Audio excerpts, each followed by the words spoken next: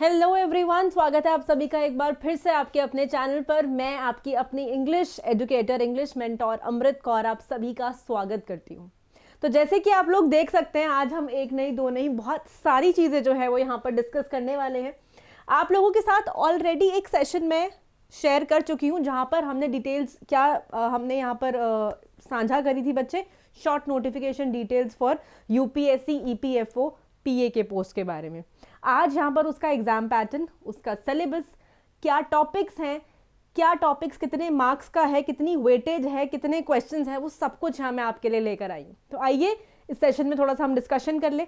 एक रिक्वेस्ट है आपसे कि सेशन को अंत तक ज़रूर देखें ताकि चीज़ें जो है वो मैक्सिमम आपको समझ में आ सके और आपके बेनिफिट्स के लिए हो। आइए तो डिस्कस करते हैं यहाँ पर यूपीएससी ईपीएफओ की जब हम बात करते हैं। सबसे पहले देखो गाइज, आप सभी को 3-4 चीज़ें तो बहुत इंपॉर्टेंट हैं जो वो सब आई थिंक सभी को पता है, वो बार बार मुझे बताने की ज़रूरत नहीं भी है।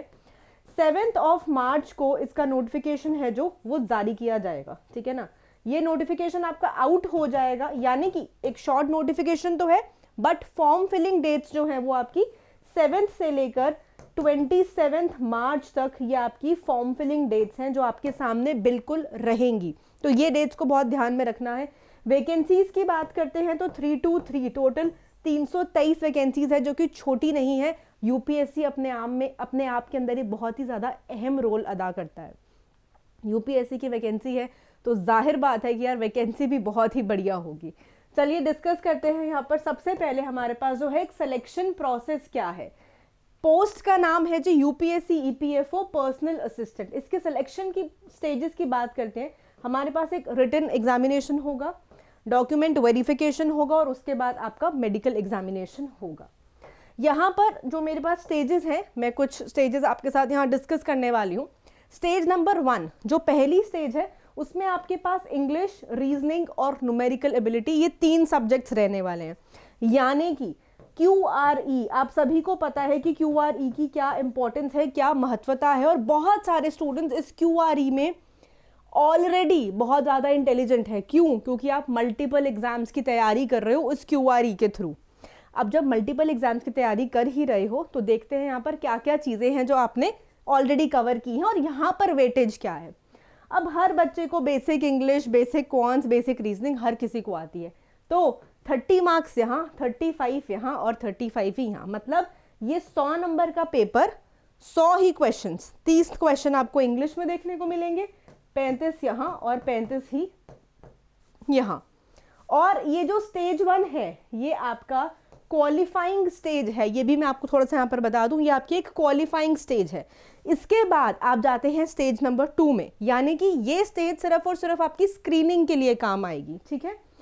जब हम स्टेज 2 की बात करते हैं, यहाँ पर आपके पास मल्टीपल स्टेजेस हैं। जैसे कि फॉर एग्जाम्पल आपको रीजनिंग देखने को मिलेगा, यहाँ पे 40 क्वेश्चन देखने को मिलेंगे 60 नंबर के।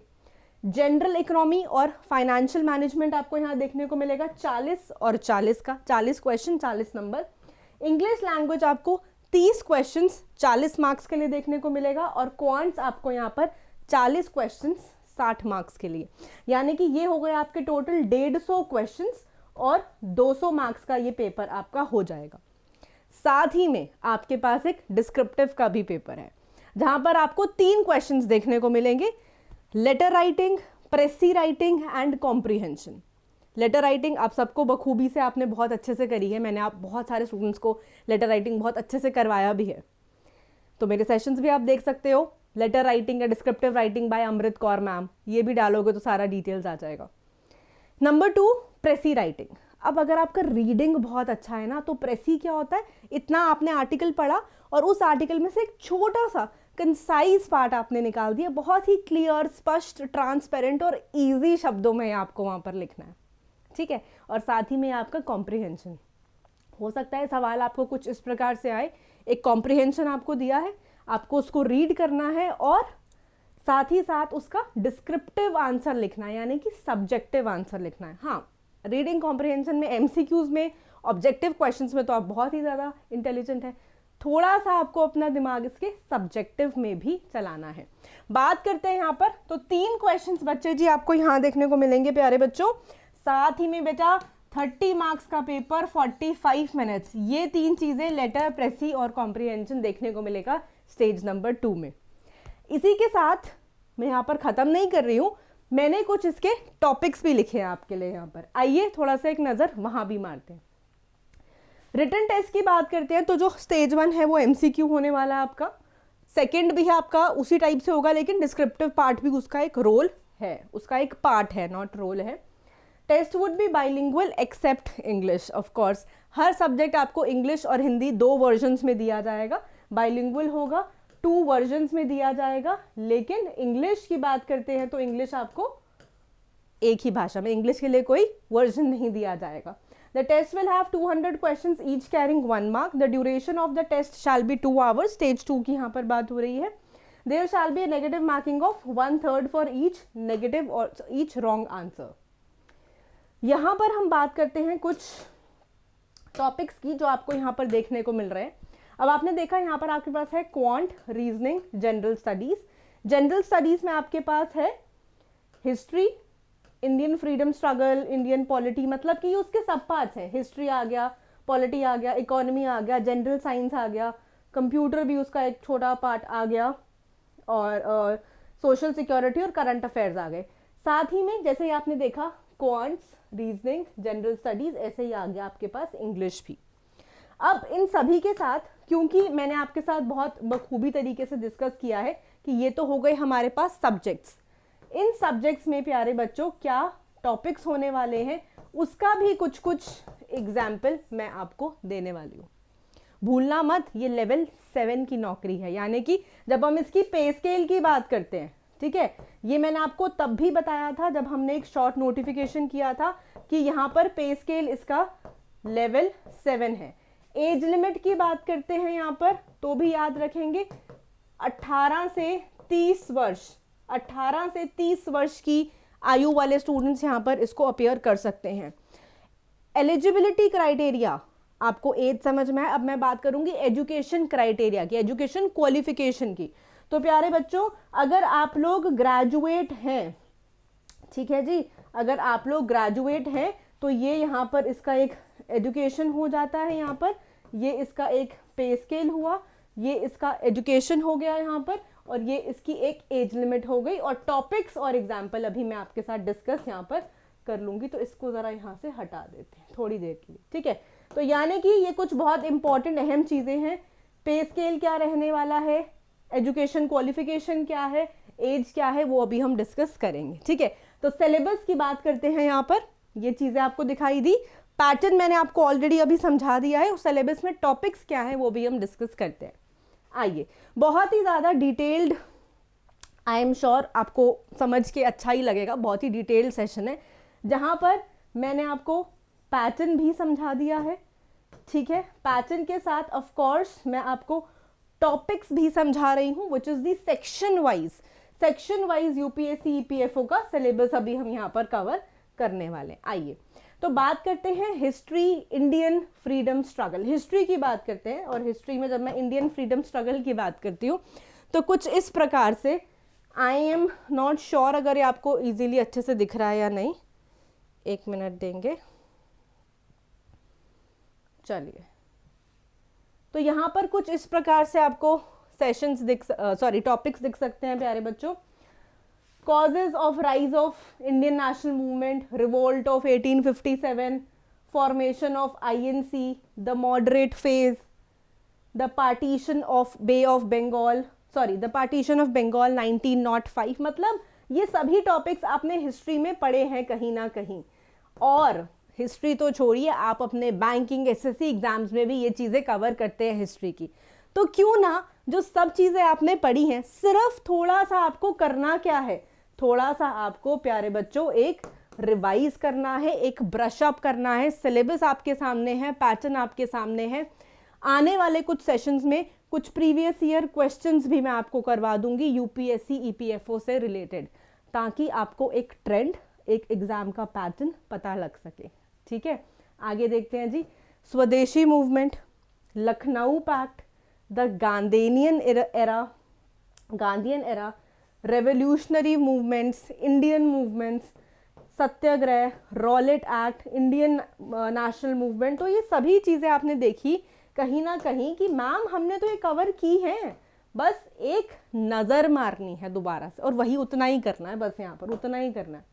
Rowlatt act, Indian national movement, first round table conference, ये सभी चीज़ें हमने यहाँ पर एक बार नज़र मार ली। फिर बात करते हैं इंडियन पॉलिटी एंड इकोनॉमी पर।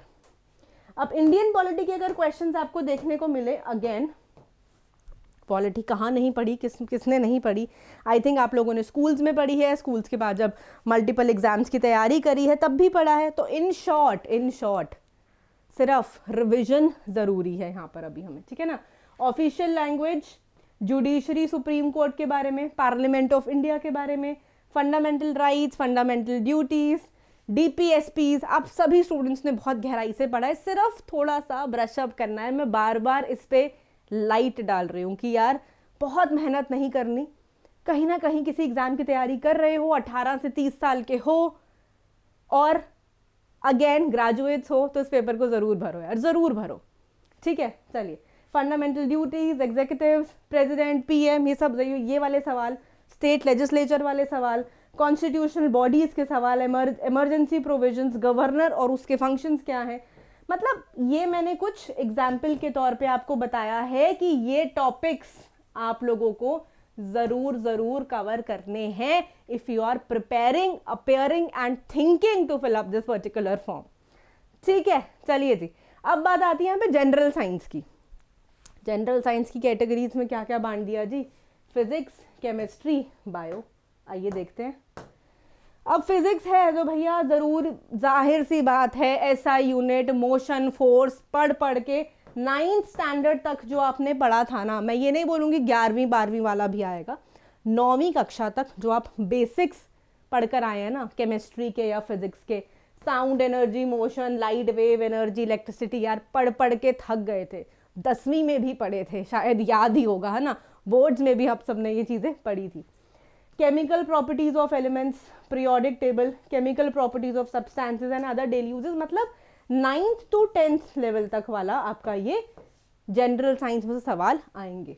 बायो की बात करते हैं, human body, nutrition, diseases, scientific names, plants, micro living organisms, उनकी क्लासिफिकेशन, ब्ला ब्ला ब्ला ब्ला ब्ला, ये सब चीज़ें हमने यार 9th 10th तक पढ़ी हैं, एग्ज़ाम भी दिया है, बोर्ड्स भी क्लियर किए हैं, एंड आई एम श्योर बहुत ही प्यारे बच्चे रहे होंगे, तो नंबर भी बखूबी ही आए होंगे आपके, ठीक है। चलिए जी, अब बात करते हैं थोड़ी सी सोशल सिक्योरिटी ऑफ इंडिया की। यहाँ पर सवाल मिलेंगे सोशल स्कीम्स के बारे में, situation of social security in India, भैया क्या सिचुएशन है, स्कीम्स क्या क्या हैं for the unorganised sector and organisations related to the social security like EPFO, ESIC etcetera. आपके पास कौन सी ऑर्गेनाइजेशंस हैं रिलेटेड टू देम। फिर बात करेंगे QA एंड रीजनिंग, यानी कि क्वांट्स एंड रीजनिंग, आप लोगों का फेवरेट सब्जेक्ट, जो आप शायद इतनी भर के तैयारी करते हो, कोई भी बैंक हो, कोई भी SSC हो, क्या सब्जेक्ट पढ़ रहे हो, क्वांट्स पढ़ रहे हैं, क्या पढ़ रहे हो, रीजनिंग पढ़ रहे हैं। मैंने बहुत रेयर ही सुना होगा किसी को बोलते मैम मैं इंग्लिश पढ़ रहा हूँ, मतलब इंग्लिश मेरे को लगता है मोस्ट नेग्लेक्टेड कह लो, लेकिन इंग्लिश इज द सेवियर, है ना। अब कोई एग्जाम हुआ है, मान लो NIACL एग्जाम है, SBI क्लर्क है, जो भी हाल फिलहाल में जस्ट निकले हैं आप लोग के सामने एग्जाम्स, तो यार SBI एग्जाम में और NIACL के एग्जाम में इंग्लिश ने ना आपको सेव किया है, आपको बचाया है। बहुत ज़्यादा मेहनत नहीं मांगता, एक बार पढ़ने को ज़रूर बोलता है यार, लेकिन इंग्लिश, ठीक है ना। चलिए, तो यहाँ पर आपका नंबर सिस्टम, LCM HCF वाले सवाल, बच्चों वाले सवाल जो होते हैं वो आपको यहाँ पर देखने को मिलेंगे।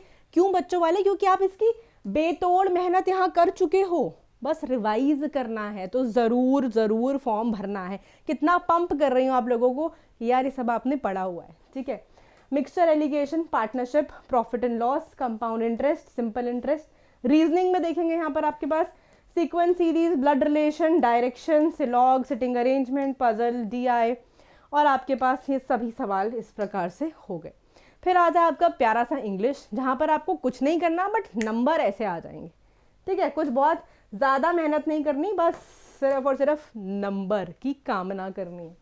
Error spotting, reading comprehension, phrase replacement, idiom and phrases, misspelled words, grammar के कुछ इंपॉर्टेंट रूल्स हो गए, कुछ इंपॉर्टेंट कॉन्सेप्ट्स हो गए,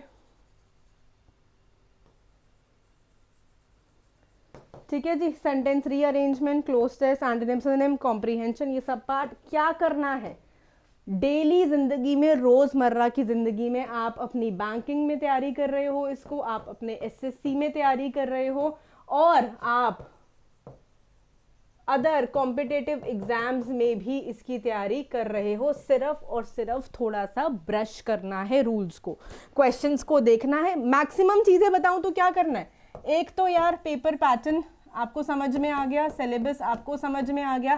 करना क्या है, थोड़ा PYQs पे फोकस करना है, थोड़ा सा यहाँ फोकस करेंगे, थोड़े से मॉक्स करेंगे, थोड़ी सी प्रैक्टिस करेंगे और अपना सिलेक्शन यहाँ पर पा लेंगे। 56,000 प्लस का सैलरी होगा ऑलमोस्ट, क्योंकि लेवल 7 है, लेवल 7, ठीक है।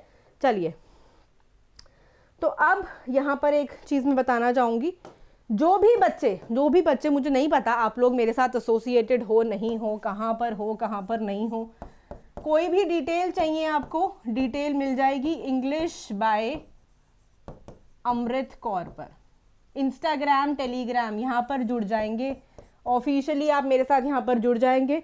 कहीं पर कोई डाउट, दिक्कत, क्वेश्चन है, यहाँ पर इंस्टाग्राम, टेलीग्राम पर मैसेज करके मुझसे चीज़ें समझ सकते हैं, पूछ सकते हैं। Number two thing which is very important I believe here, अच्छा जी यहाँ पर तो नहीं है, कोई बात नहीं। तो अनअकैडमी की लर्नर एप्लीकेशन को आप लोग डाउनलोड कर लेंगे, यूनैक की अनअकैडमी की लर्नर ऐप।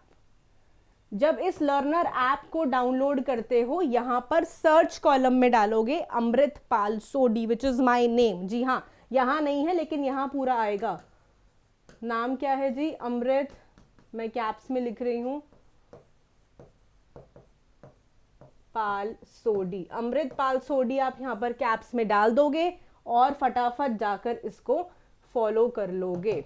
मेरे बहुत सारी स्पेशल क्लास यानी कि जो फ्री क्लास होती है वो देखने को मिल जाएगी। मेरे लाइव बैचेस के बारे में आपको पता लग जाएगा, जो कि बहुत बहुत अहम है, ठीक है। चलिए, बैंकर्स वे पर मैं 10 बजे हर दिन आपको लाइव मिलूंगी यूट्यूब पर। 12 बजे मेरा एक स्पेशल क्लास होगा, 2 बजे एक फाउंडेशन बैच होगा, 4 बजे को फिर से एक स्पेशल क्लास होगा। तो उन सेशंस में आना बहुत ज़्यादा ज़रूरी है आप लोगों के लिए, जो भी आप लोग तैयारी कर रहे हो या प्रेपरेशन कर रहे हो, ठीक है। कुछ एक चीज़ और यहाँ पर दिखाना चाहूँगी, कैसे आप मेरे साथ जुड़ सकते हैं और कनेक्टेड रह सकते हैं। Just give me a while. तो इस प्रकार के सेशंस कोई बहुत दूर नहीं है यार। मैंने यहाँ पर बच्चों को ये दावा करके बोलती हूँ, टॉप 100 की एक सीरीज चलाई थी, मैक्सिमम पेपर वहीं से आया है। मैक्सिमम जो पेपर बच्चे करके आए हैं ना, वो वहीं से, इसी सीरीज से आया है। मैं बार बार बोल रही हूँ, बार बार, ठीक है। चलिए इसके आगे बढ़ते हैं।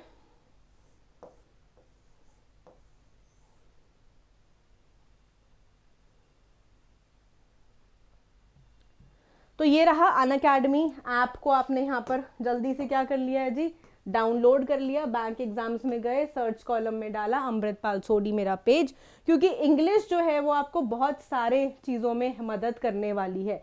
ये रहा मेरा batch, foundation batch for all 2024 exams. इस बैच को जल्दी से जाओ, एनरोल कर लो। बैच तो 5 महीने का चलेगा, लेकिन कोर्स आपका काफ़ी जल्दी, क्योंकि हमने यहाँ प्रैक्टिस, रिविजन्स, मॉक्स बहुत कुछ लगाए हैं। तो 1 नहीं 2 नहीं, वो तमाम एग्ज़ाम्स जो आपके 2024 में होने वाले हैं, उन सभी एग्ज़ाम्स में आपकी मदद करेगा। इसको परचेज कैसे करना है, जैसे ही आप इस पर क्लिक करते हैं, आपके पास description, demo links, brochure of the particular batch सब कुछ आ जाएगा। और एक पूछेगा आपको, जब आप बाय नाउ पर जाते हैं, आपके पास एक डिस्काउंट कोड आ जाएगा। तो इसके ज़रिए आपको मिल जाएगा डिस्काउंट, यानी कि जो भी ऑफर है एक रेफरल कोड। इस डिस्काउंट के ज़रिए आप मेरे इस बैच में एडमिशन ले सकते हैं। Telegram, Instagram English by Amrit Kaur पर जुड़ जाएंगे, ताकि कहीं पर भी कुछ रह मत जाए, ठीक है। चलिए, कुछ इस प्रकार से है सभी चीज़ें। लेकिन यहाँ यही बोलूँगी यार सभी स्टूडेंट्स को कि प्लीज़ आप लोग को भूलना नहीं है, और नीचे दिए गए कमेंट बॉक्स में मुझे ज़रूर बताएंगे कितने प्यारे स्टूडेंट्स हैं जो सच में इस एग्ज़ाम को भरने का सोच रहे हैं। नहीं भी सोच रहे, थिंक, स्ट्रैटेजाइज। 100 रुपये की फ़ीस है, 100 रुपये की फ़ीस देकर इस एग्ज़ाम को भरो। तैयारी आप ऑलरेडी कर रहे हो, सिर्फ उसको ब्रश अप करना है, उसको रिवाइज करना है। आई रिपीट, 323 वैकेंसीज, 18 से 30 साल का age limit, graduation is the qualification, eligibility, 100 rupees is the fees. तो ज़रूर भरेंगे। 7 मार्च से 27 मार्च तक आपके पास ये विंडो ओपन रहेगा, तो ज़रूर भरें। और इससे जुड़े लगभग और तमाम सेशंस, इनफैक्ट इसके जुड़ी तैयारी जो है वो भी मेरी जिम्मेवारी है, मैं आपकी करवाऊंगी। शुक्रिया, मिलते हैं। बहुत अच्छा लगा आपके साथ ये डिटेल्स शेयर कर। अगर आपको भी सेशन अच्छा लगा हो तो जल्दी से एक प्यारा सा थम्स अप ज़रूर लगाएंगे कमेंट कॉलम में। Thank you. और फिर से जो बच्चे अपीयर कर रहे हैं ना, मुझे आप किस स्टेट से बिलोंग करते हैं और पहले आपने इस एग्ज़ाम को भरा है या नहीं, ये दोनों चीज़ें मुझे यहाँ पर लिख कर बताएंगे। एंड ऑल्सो आप अपीयर कर रहे हैं या नहीं। नहीं का तो ऑप्शन नहीं है आपके पास, तो अपीयर करना है। थैंक यू, धन्यवाद। आपका दिन शुभ हो और जल्दी से हम मिलेंगे अगले अपकमिंग सेशंस में। Take care and have a great time. This is your English mentor Amrit Kaur and it's time to sign off. I'll see you live sharp at 10 a.m. only at Bankers Way. Thank you.